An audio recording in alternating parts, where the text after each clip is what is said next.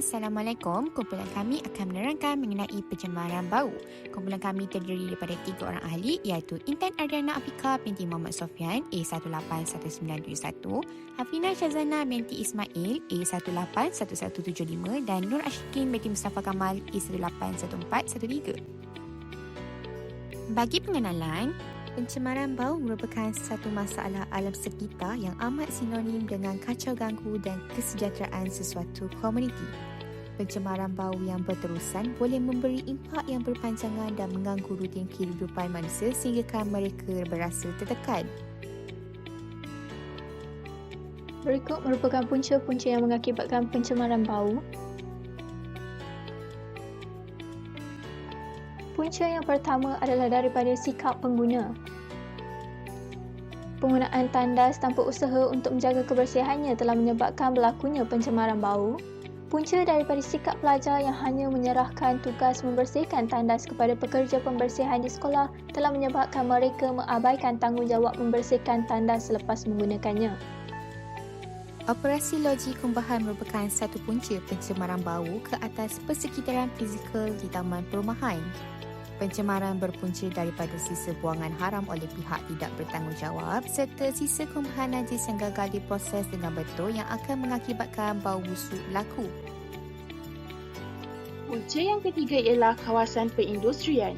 Pelepasan asap-asap dari kilang mengeluarkan bau yang busuk dan kurang menyenangkan kepada penduduk setempat. Sikap segelintir penduduk yang memelihara ayam berhampiran pagar sekolah juga mengganggu keselesaan warga sekolah. Bau busuk najis ayam memang mengganggu proses pengajaran dan pembelajaran, terutamanya di waktu pagi. Punca terakhir ialah kawasan pelupusan sampah. Sampah-sampah yang diambil dan dikutip di kawasan perumahan dikumpulkan di pusat pelupusan sampah menimbulkan bau yang busuk dan mengganggu penduduk setempat. Selain itu, longgokan sampah di tempat pembuangan sampah yang lazimnya terletak sebelah kantin sekolah sering menimbulkan bau busuk dan ini mengganggu keselesaan warga sekolah.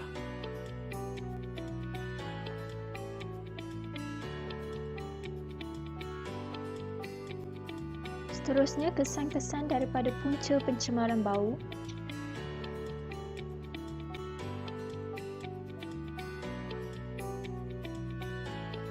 Sikap pengguna telah meninggalkan beberapa kesan ke atas pencemaran bau. Yang pertama, ianya meninggalkan bau yang tidak menyenangkan di mana orang lain akan merasa tidak selesa untuk menggunakan tandas awam yang berbau busuk. Yang kedua, kawasan sekitar menjadi kotor di mana najis atau sampah yang ditinggalkan menjadikan kawasan sekitar turut terjejas. Yang ketiga, suasana menjadi suram di mana pelajar yang mengabaikan kebersihan tandas boleh menyebabkan mood seseorang itu hilang dan mengakibatkan suasana menjadi tidak ceria. Operasi loji kumbahan sangat memberi kesan terhadap penduduk kerana mereka terpaksa menghidup bau busuk sehinggakan berasa loya dan pening kepala. Semasa hujan atau berangin, bau busuk semakin kuat disebabkan oleh air kumbahan yang mengalir ke dalam longkang besar yang berdekatan dengan loji kumbahan. Kesan bagi kawasan perindustrian ialah udara menjadi semakin kotor yang boleh menyebabkan berlaku pencemaran udara akibat daripada pembebasan asap-asap kilang yang berleluasa.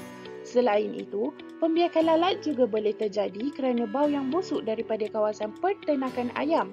Itu merupakan salah satu faktor utama pembiakan lalat. Keadaan ini juga merupakan situasi yang tidak sihat yang sekaligus mendorong untuk manusia terkena penyakit. Kesan yang terakhir iaitu bagi kawasan pelupusan sampah. Ia akan meninggalkan bau yang amat busuk kepada masyarakat sekitar. Hal ini berlaku kerana terdapat banyak longgokan sampah dan ianya tidak dilupuskan dengan betul.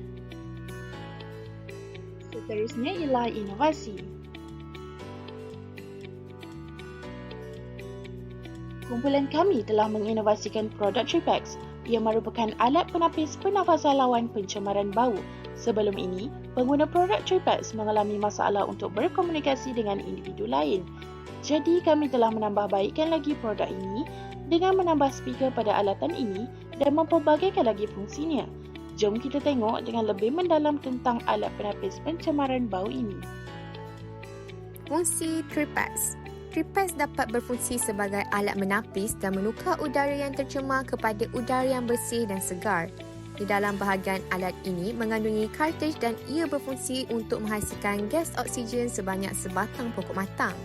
Kartridge tripads perlu ditukarkan 2 hari sekali bergantung kepada penggunaan. Bagi proses penapisan yang berlaku dalam tripads terbahagi kepada 3 fasa, iaitu fasa yang pertama, bahan pepeja seperti plumbum, karbon dan asap akan ditapis keluar. Seterusnya, fasa yang kedua iaitu fasa penapisan bioaktif dan pengoksidaan bermula dan proses ini melibatkan reaksi kimia yang berlaku di bahagian kartridge. Fasa yang terakhir adalah fasa yang ketiga iaitu gas karbon dioksida akan bertukar kepada oksigen. Seterusnya, pengguna boleh memuat turun aplikasi Tripads untuk menggunakan alat penapisan ini di mana aplikasi ini telah dikembangkan oleh Tripads dan disenaraikan di bawah kategori kesihatan dan kecergasan. Aplikasi ini dapat memberitahu kita bila cartridge perlu diganti dengan yang baharu dan juga dapat mengawal tahap oksigen dan kualiti udara di sekeliling kita. Selain itu, di bahagian aplikasi Tripads, pengguna boleh menaip mesej apa yang ingin disampaikan kerana mesej tersebut akan dialihkan menjadi suara di bahagian speaker alat penapis pernafasan Tripads. Bagi cara pemakaian alat penapisan ini, pengguna boleh memasukkan penapis cartridge Tripads ke dalam alat penapis dan seterusnya hanya memasang alat penapis di bahagian hidung. Harga bagi alat penapis pernafasan Tripads sangatlah berbaloi dan berpatutan di mana ianya hanya RM35 seunit. Terdapat 3 warna yang ditawarkan bagi produk ini iaitu merah jambu, biru cerah dan biru gelap. Sekian, terima kasih.